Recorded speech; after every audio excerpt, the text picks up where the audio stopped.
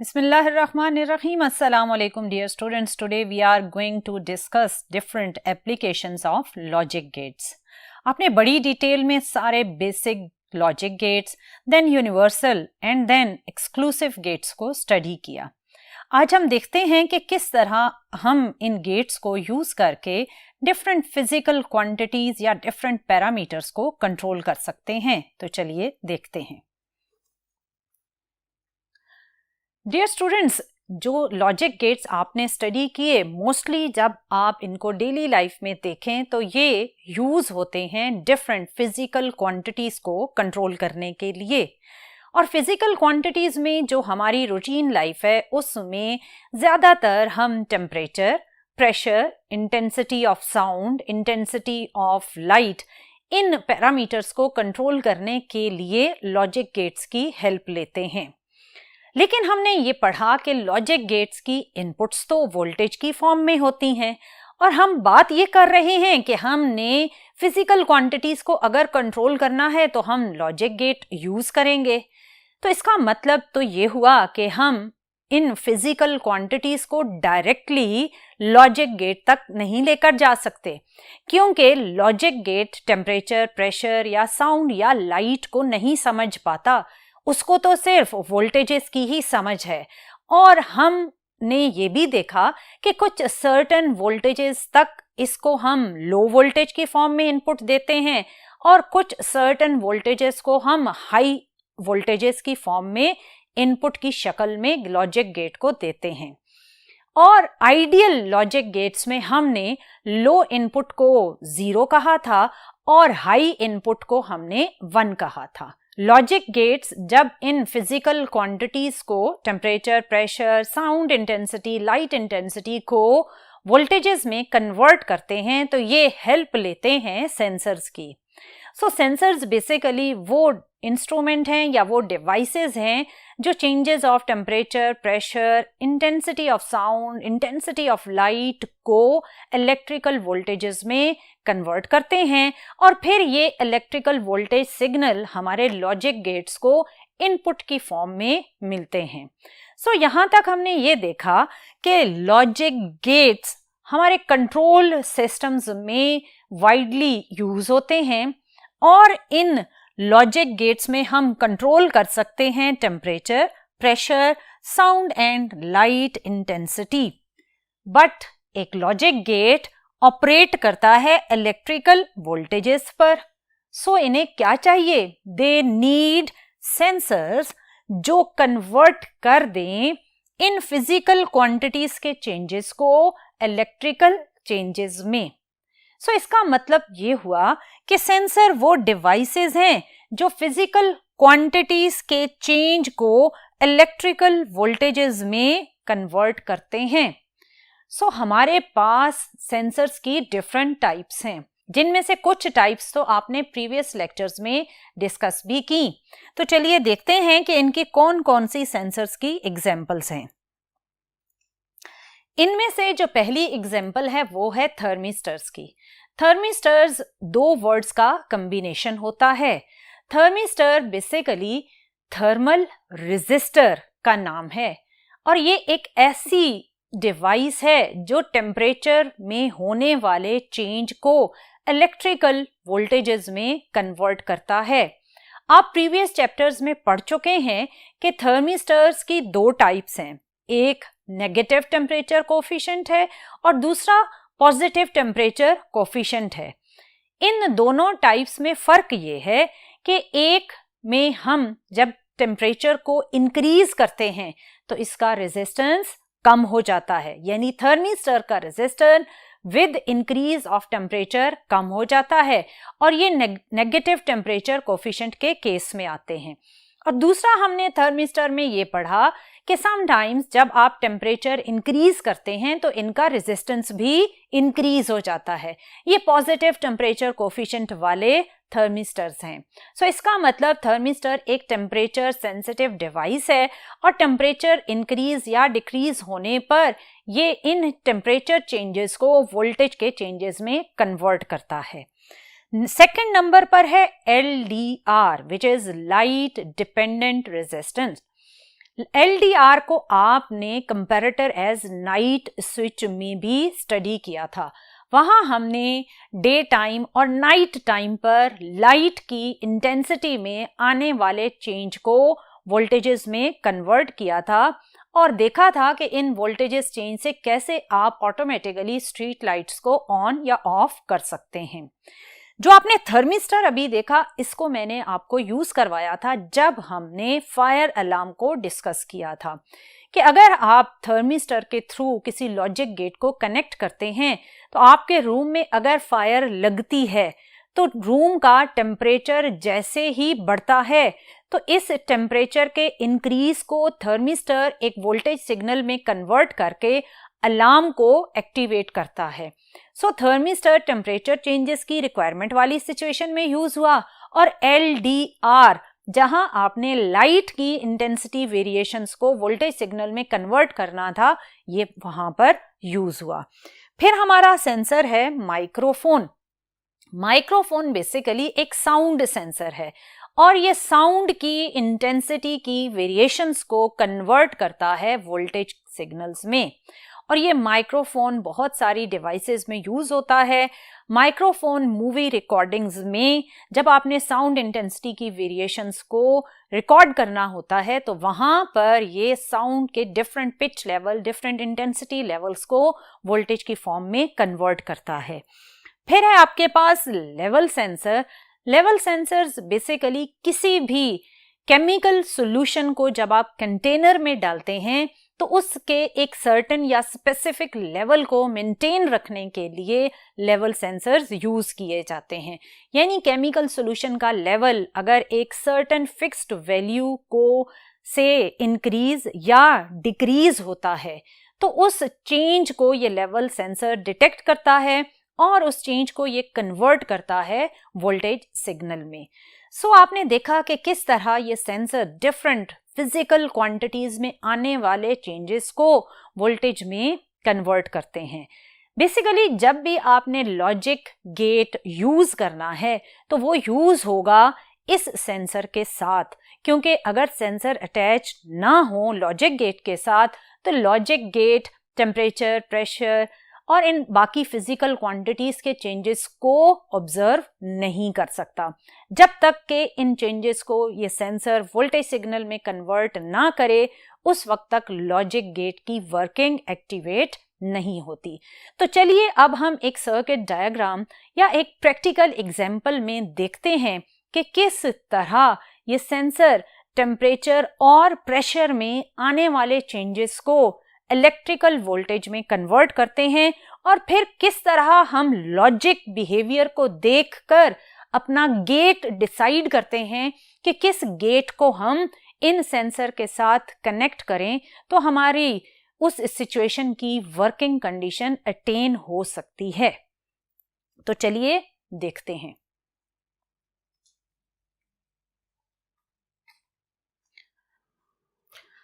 So dear students, अब हम देखते हैं कि किस तरह आप किसी कंटेनर में मौजूद सॉल्यूशन का टेम्परेचर और प्रेशर कांस्टेंट रख सकते हैं with the help of sensor and logic gate. आपके पास एक केमिकल सॉल्यूशन है और आपसे कहा गया है कि आपने इसका टेम्परेचर और pressure let's suppose room temperature conditions के अकॉर्डिंग मेंटेन रखना है। अगर ये टेम्परेचर या प्रेशर रूम टेम्परेचर से बढ़ता है तो आपके सिस्टम में अलार्म एक्टिवेट होना चाहिए।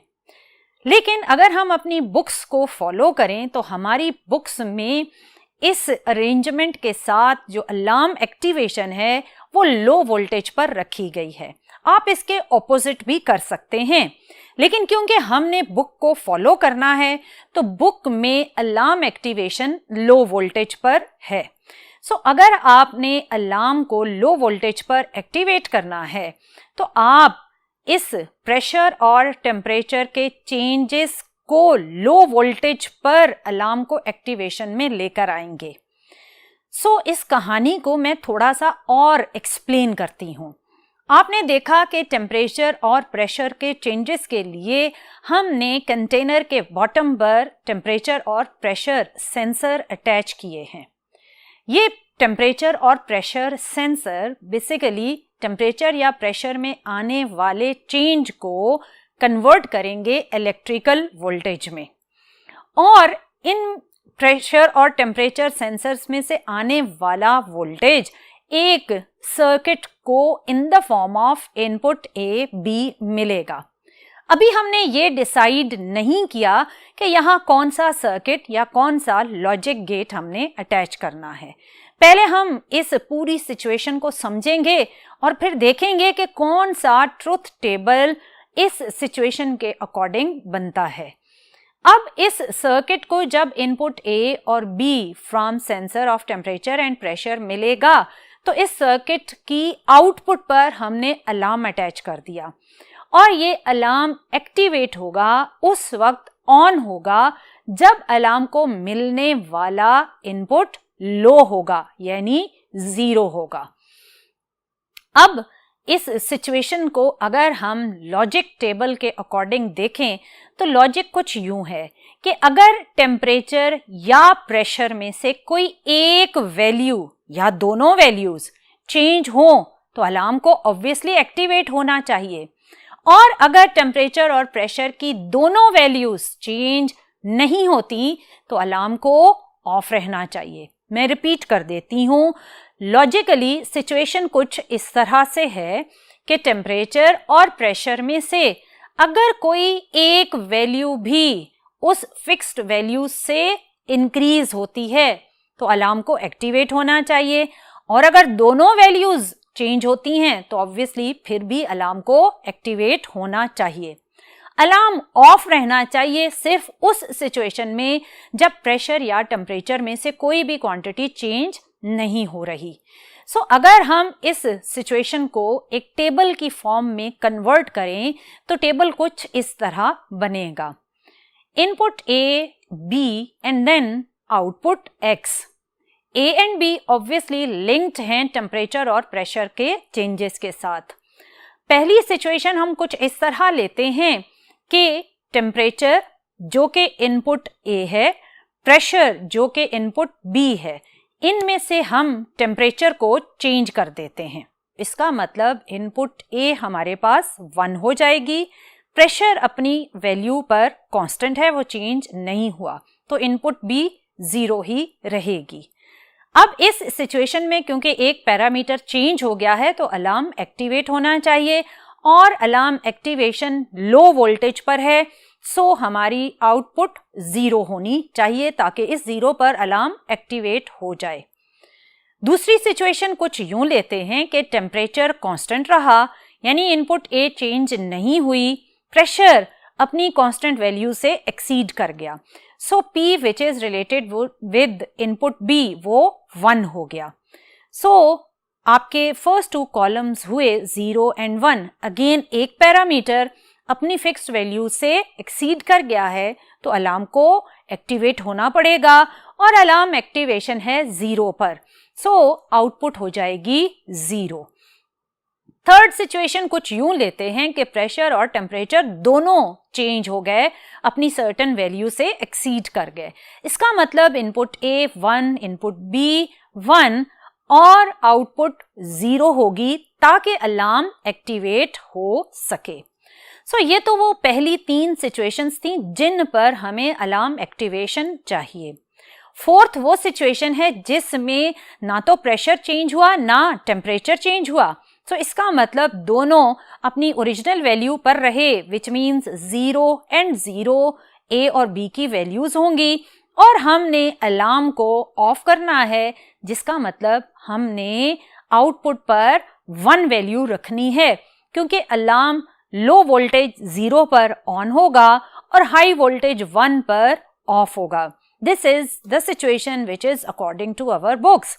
सो इस सिचुएशन का जो ट्रुथ टेबल बना, अगर हम इस ट्रुथ टेबल को गौर से देखें तो उसमें हमें 3 जगहों पर अलार्म एक्टिवेशन 0 पर मिल रही है, और एक कॉलम में अलार्म ऑफ है, which is the value of 1 for output.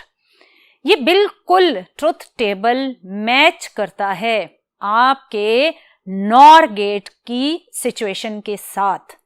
आपने पढ़ा था कि जब आप और गेट को नॉट के साथ कनेक्ट करें तो इस कॉम्बिनेशन से बनेगा नॉर गेट, और ये नॉर गेट ट्रुथ टेबल की वैल्यूज कुछ इस तरह दिखाता है। और अगर आप इस नॉर गेट के ट्रुथ टेबल को देखें तो ये एग्जैक्टली वही सिचुएशन है जो हमें अपने टेम्परेचर और प्रेशर और अलार्म की सिचुएशन के लिए चाहिए। सो इसका मतलब ये हुआ कि हमें जब सेंसर की इनपुट उस सर्किट को देनी है जो अलार्म को एक्टिवेट करेगा, तो वो सर्किट बेसिकली होना चाहिए नॉर गेट। अगर यहाँ पर हम इस सर्किट में नॉर गेट इंसर्ट कर दें तो ये नॉर गेट आने वाली इनपुट्स को जब अलार्म को आउटपुट बनाकर देगा तो अलार्म की एक्टिवेशन बिल्कुल हमारे बनाए हुए लॉजिक टेबल के अकॉर्डिंग होगी। सो इसका मतलब ये हुआ कि हम अपनी गिवन सिचुएशंस का पहले एक लॉजिक टेबल बना लेते हैं और उससे हमें ये हेल्प मिल जाती है कि आप कौन सा लॉजिक गेट सर्किट यूज करें और सर्किट में होने वाली फिजिकल क्वांटिटीज के चेंज को आप इलेक्ट्रिकल वोल्टेज में कन्वर्ट करके अपने सिस्टम में लगे हुए एक्टिवेशन मोड को, फॉर एग्जाम्पल अलार्म को एक्टिव कर सकें। सो डियर स्टूडेंट, आपने देखा कि किस तरह हमने टेम्परेचर और प्रेशर के आने वाले चेंजेस को सेंसर की हेल्प से इलेक्ट्रिकल वोल्टेज में कन्वर्ट किया और किस तरह हमने इन इलेक्ट्रिकल वोल्टेज को अपने लॉजिक गेट में से पास किया और देखा कि हमारा अलार्म उन सिचुएशंस में एक्टिव हुआ जब हमारे पास लॉजिक गेट की आउटपुट 0 थी, और अलार्म ऑफ हो जाएगा जब आपके पास आउटपुट पर वैल्यू 1 होगी। सो इस तरह हम डिसाइड करते हैं किसी भी सिचुएशन में जब कोई भी फिजिकल क्वांटिटी चेंज हो रही हो तो उन चेंजेस को हम कैसे एक लॉजिक गेट के थ्रू ऑब्जर्व कर सकते हैं। So this was all about application of logic get in control systems. और यहाँ पर आपका चैप्टर नंबर 18 आज इख्तिताम को पहुंचा। अब हम इसके शॉर्ट क्वेश्चन और न्यूमेरिकल्स को सॉल्व करेंगे और देखेंगे कि कैसे हम इस चैप्टर में पढ़े हुए डिफरेंट कॉन्सेप्ट्स को शॉर्ट क्वेश्चन और न्यूमेरिकल्स में यूज करेंगे। टिल देन, अल्लाह हाफिज।